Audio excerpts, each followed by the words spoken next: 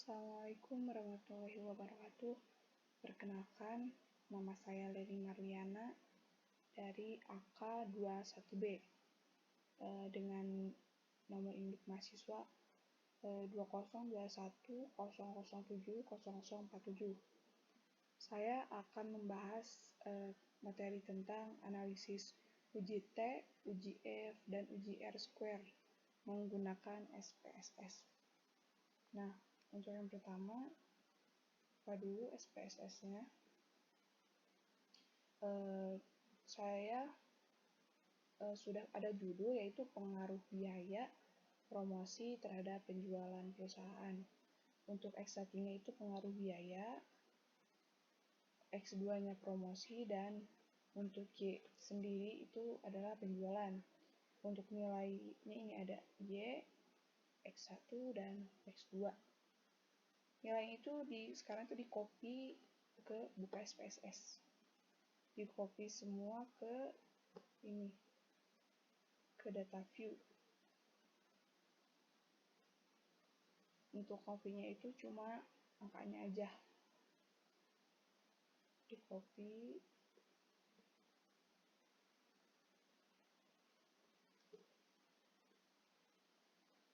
Gue pindahin ke sini. Lalu untuk variable view-nya ini pakai untuk nomor satunya itu Y, 2-nya X1, dan yang ketiganya X2. Nah, untuk labelnya sendiri saya udah menggantinya.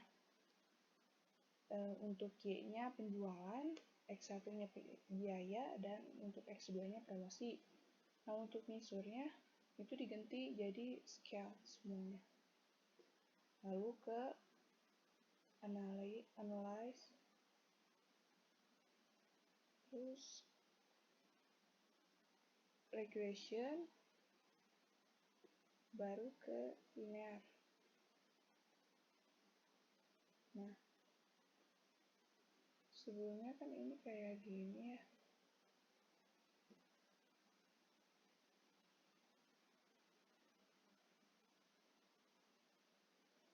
Nih, sebelumnya ini kayak gini. Nah, untuk dependennya masukinnya itu Y, cuma ada satu kolom. Untuk yang independennya dua-duanya masukin. Untuk statistiknya ini yang ke kiri ini estimate sama model fit, emang udah otomatis dari sana. Lalu oke. Nah, akan muncul ini, kita ambilnya yang model summary, ANOVA, sama koefisien. Tinggal di copy aja nih yang model summary, copy kayak biasa aja. Nah, udah gitu pindahin ke ini.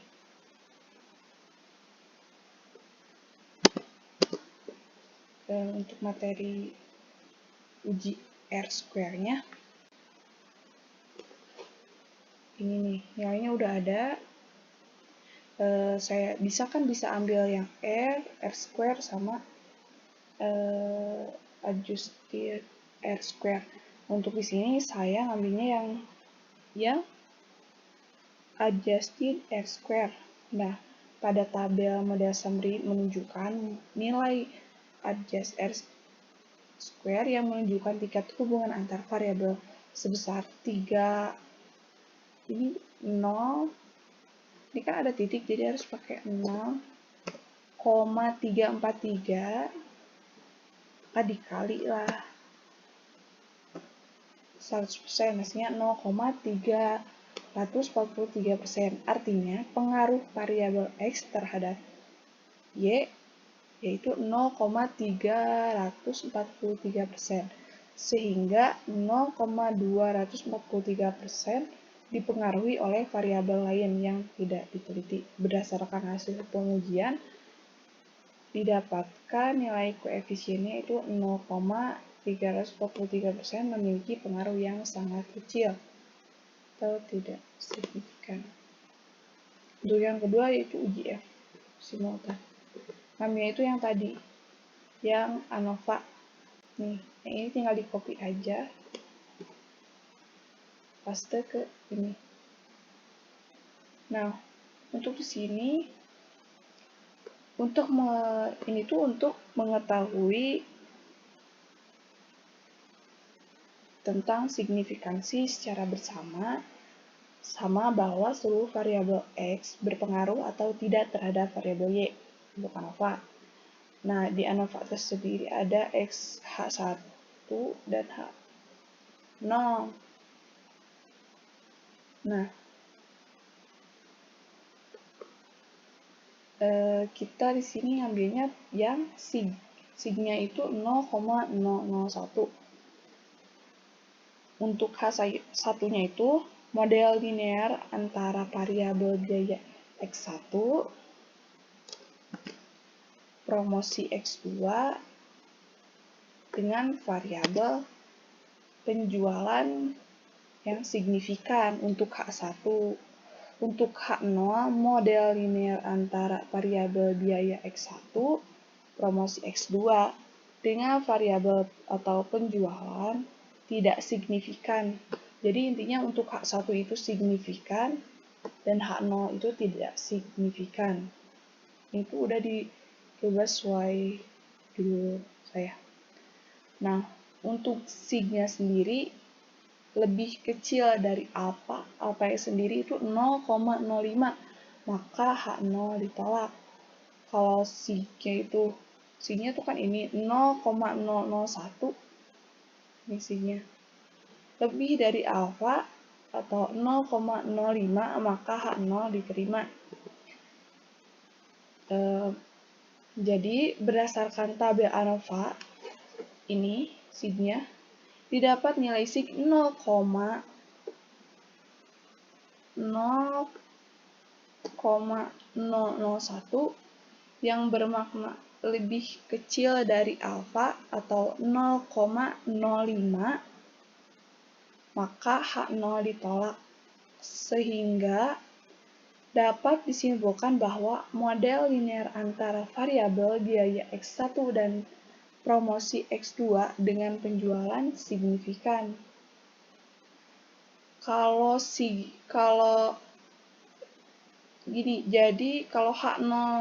H0-nya, kalau signya lebih kecil, H0 ditolak. Artinya signifikan. Tapi kalau signya lebih besar dari alfa, H0-nya diterima, artinya tidak signifikan. Nah, untuk kasus ini tuh signya lebih kecil dari alfa, maka H0-nya itu ditolak dan signifikan. Untuk yang ketiga itu uji T atau uji hipotesis, analisis koefisien regresi. Kita ambilnya yang koefisiensi ya. Yang ini nih. Tinggal di copy aja, paste ke sini. Ini kalimatnya udah ambil dari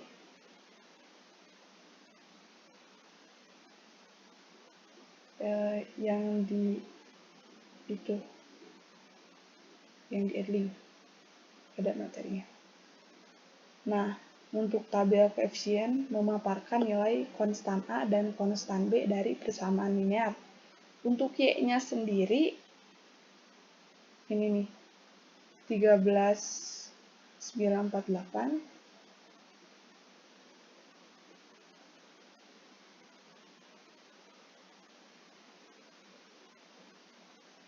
dikurangi 0,592,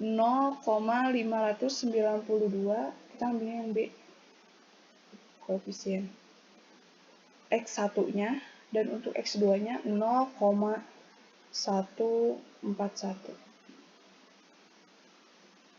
Nah,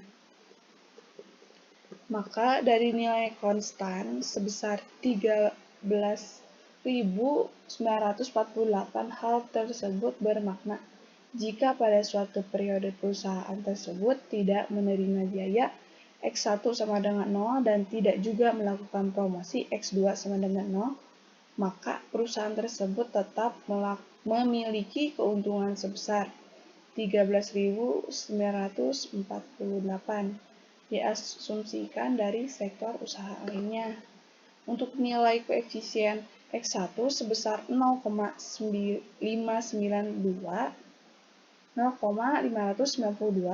hasil ini bermakna setiap 1 poin jumlah biaya, maka perusahaan tersebut mengalami kerugian sebesar 0,592. Dan untuk nilai koefisien X2 sebesar 0,592,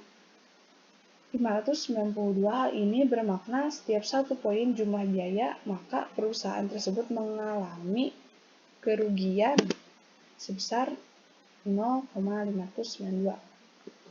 Nah, kalau ini tuh opsi penentuan taraf signifikannya itu akurasinya 95% untuk kelas sosial seperti kita, dan untuk tingkat kesalahannya itu 5% atau 0,5%, 0,05. Nah, bisa juga untuk 90% akurasinya, terus dan tingkat kesalahannya itu 10% atau 0,01. Dan untuk biasanya digunakan untuk orang yang bergantung pada nyawa seperti untuk kesehatan, biasanya menggunakannya itu yang 99%, atau tingkat kesalahannya itu 1%, 0,01, karena itu sangat membahayakan. Dalam penelitian ini menerapkan kepercayaan sebesar, untuk penelitian ini yang saya gunakan yaitu 95%. Soalnya rata-rata pakai itu yang 95%. Maka ini cuma 5% atau 0,05. Nah, untuk tadi uji berbasis uji koefisien. H0 itu tidak berpengaruh signifikan. H1 berpengaruh signifikan. Pengambilan kesimpulannya, jika nilai sig lebih kecil dari 0,05 atau A, maka 0 ditolak. Jika nilai sig lebih yang tadi kurang dari 0,05 ini lebih dari 0,05 A, maka 0 diterima. Untuk X1B diketahui nilai sig 0,160 lebih besar dari alfa 0,05, signya 0,160. Maka 0 diterima, sehingga dapat disimpulkan bahwa variabel X1 tidak memiliki pengaruh yang signifikan terhadap variabel Y. Untuk X2 diketahui nilai sig-nya itu 0,693.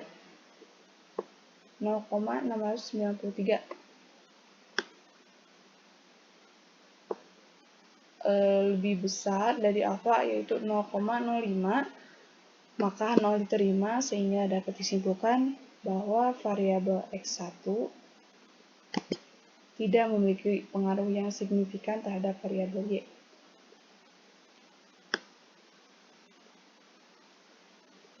Sekian penjelasan dari saya. Mohon maaf apabila masih banyak kesalahan atau penjelasannya yang tidak paham. Wabillahi taufiq wal hidayah. Wassalamualaikum warahmatullahi wabarakatuh.